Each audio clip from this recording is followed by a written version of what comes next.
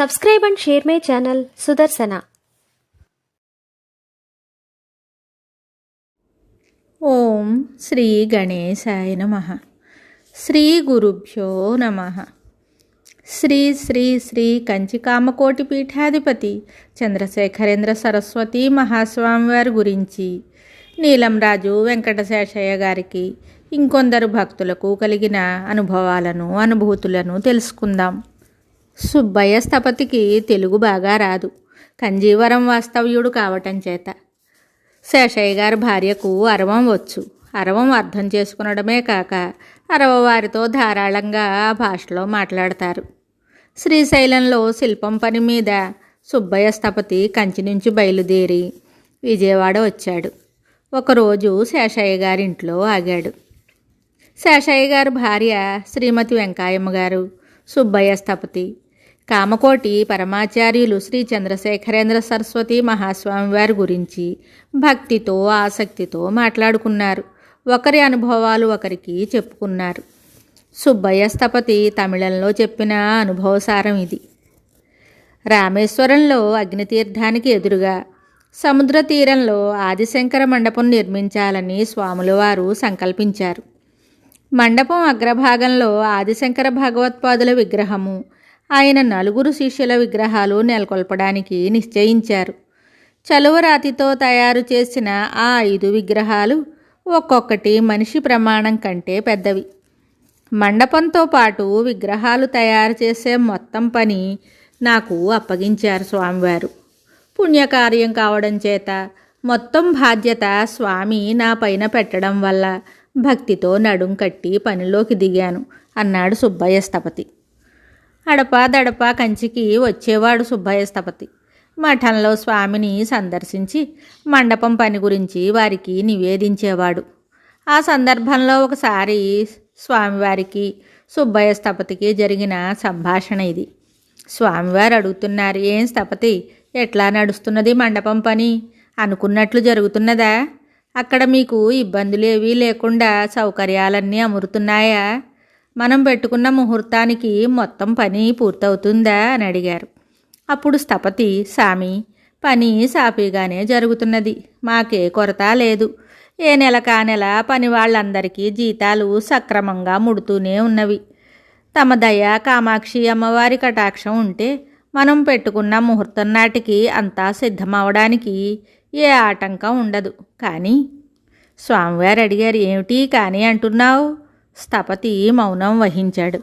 అప్పుడు మళ్ళా స్వామివారే అన్నారు, ఎందుకట్లా మాట్లాడకుండా ఉంటావు?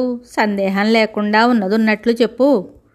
అప్పుడు స్థపతి అంటున్నాడు, అంతా సవ్యంగానే జరుగుతూ ఉన్నది సామి, ఒక్కటే చిన్న ఆటంకం. స్వామివారు, నీళ్లు నమలకుండా చెప్పు స్థపతి, నాతో చెప్పడానికి నీకేం భయం? ఏం జరిగిందో వివరంగా చెప్పు. అప్పుడు స్థపతి చెప్తున్నాడు, శంకర్ల వారి విగ్రహం నేనే స్వయంగా చెక్కుతున్నాను సామి. ఇన్నాళ్ళ బట్టి పని చకచకా సాగుతూనే వచ్చింది. అయితే విగ్రహానికి ముఖం మీద కంటికి సమీపంలో అంగుళం వెడల్పున ఒక నల్లని మచ్చ కనిపించింది. అది రాతిలోనే ఉన్నది.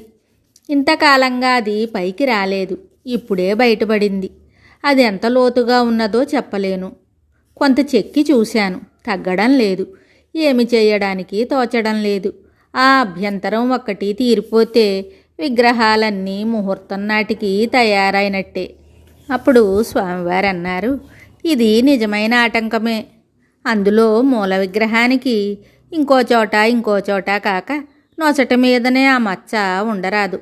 నిజమే, కానీ ప్రయత్నం చెయ్యి. అమ్మ అనుగ్రహిస్తే అంతా అనుకూలంగా జరగవచ్చు. స్థపతి స్వామికి నమస్కారం చేసి సెలవు తీసుకుని రామేశ్వరం వెళ్ళాడు. నెల రోజుల తర్వాత మళ్ళా ఒకసారి కంచికి వచ్చి మఠంలో స్వామి దర్శనం చేశాడు. మండపం పని ఏదేది ఎంతవరకు వచ్చిందో సవిస్తారంగా స్వామికి నివేదించాడు. అంతా విని స్వామివారు అడిగారు, సరే గాని క్రిందటిసారి నీవు వచ్చినప్పుడు శంకరుల విగ్రహానికి నొసటిపైన రాతిలో మచ్చ కనిపించిందన్నావే, అదేమైంది? దాని సంగతి చెప్పలేదేం? స్థపతి నవ్వు ముఖంతో, సామి, దాని పరిమాణంలో కొంత తగ్గింది, ఇంకా 1 కాసు వెడల్పు ఉన్నది. అప్పుడు స్వామివారు, సరే, నీవు చేయవలసిన ప్రయత్నం అంతా చేస్తూ ఉండు, దాని సంగతి విచారించకు, ఇంక వెళ్ళు. ఇదే విధంగా స్థపతి మరి 3-4 సార్లు కంచికి వెళ్ళి స్వామిని సందర్శించడం, మండప నిర్మాణం ఎంతవరకు వచ్చింది స్వామికి నివేదించటం జరిగింది. వెళ్ళినప్పుడల్లా స్వామి ఆ మచ్చను గురించి స్థపతిని అడుగుతూ ఉండేవారు. మచ్చ ఏమాత్రం తరిగిపోయిందో స్థపతి స్వామికి విన్నవించేవాడు. చివరకు మండపం పని యావత్తూ పూర్తయింది. అనుకున్న ప్రకారం మండపానికి ప్రారంభోత్సవం జరగవలసి ఉన్నది. కడపటి దఫా స్థపతి స్వామిని సందర్శించడానికి వచ్చాడు. స్వామి మళ్ళా స్థపతిని అడిగారు, ఏమైంది విగ్రహం ముఖం మీద ఆ మచ్చ? స్థపతికి కళ్ళ నిండా నీళ్లు నిండాయి. స్వామికి సాష్టాంగ నమస్కారం చేసి, సామి వెంట్రుక వాసి కూడా లేకుండా మచ్చ పూర్తిగా మాయమయ్యింది.